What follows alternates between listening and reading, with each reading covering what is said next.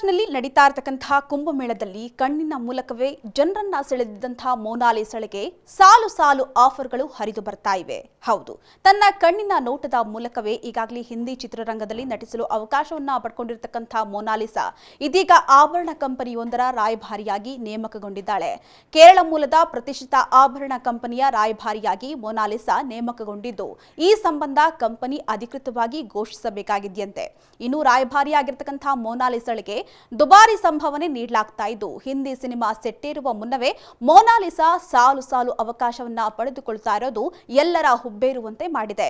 ಇನ್ನು ಮಹಾಕುಂಭಮೇಳದಲ್ಲಿ ರುದ್ರಾಕ್ಷಿ ಮಾರ್ತಾ ಇದ್ದಂತಹ ಯುವತಿ ಮೊನಾಲಿಸಾ ಮುಗ್ಧ ನಗು, ನೀಲಿ ಕಣ್ಣುಗಳ ಮೂಲಕವೇ ಎಲ್ಲರ ಗಮನವನ್ನ ಸೆಳೆದು ರಾತ್ರೋರಾತ್ರಿ ಫೇಮಸ್ ಆಗಿದ್ದಾರೆ. ಈ ಬಗ್ಗೆ ಮಾತನಾಡಿರ್ತಕ್ಕಂತಹ ಮೊನಾಲಿಸಾ, ನಾನು ಮಹಾಕುಂಭಮೇಳಕ್ಕೆ ಹೋಗಿ ರುದ್ರಾಕ್ಷಿಗಳನ್ನ ಮಾರ್ತಾ ಇದ್ದೆ, ಆದ್ರೆ ವಿಧಿ ನನಗಾಗಿ ಬೇರೆ ಯೋಜನೆಗಳನ್ನ ಹೊಂದಿತ್ತು. ಶಿವ ಮತ್ತು ಸಂತರ ಆಶೀರ್ವಾದದಿಂದ ನಾನು ಜನಪ್ರಿಯತೆಯನ್ನ ಗಳಿಸಿದ್ದೇನೆ. ನಾನು ನಿಮ್ಮೆಲ್ಲರಿಗೂ ಕೃತಜ್ಞಳಾಗಿದ್ದೇನೆ. ಈ ಕಾರಣದಿಂದಾಗಿ ನನಗೆ ಟಾಲಿವುಡ್ ಚಿತ್ರವೊಂದರ ಆಫರ್ ಬಂದಿದೆ. ಚಿತ್ರದ ನಿರ್ದೇಶಕರು ಮನೆಗೆ ಬಂದು ಸಿನಿಮಾದ ಅವಕಾಶವನ್ನ ಕೂಡ ನೀಡಿದ್ದಾರೆ. ನಾನು ಯಾವಾಗಲೂ ನಾಯಕಿಯಾಗುವಂತಹ ಕನಸನ್ನ ಕಂಡಿದ್ದೆ. ಇಂದು ಆ ಕನಸು ನನಸಾಗಿದೆ. ಈ ಕ್ಷಣವನ್ನ ಎಂದೂ ಕೂಡ ಮರೆಯೋದಿಲ್ಲ ಅಂತ ಹೇಳಿದ್ದಾರೆ.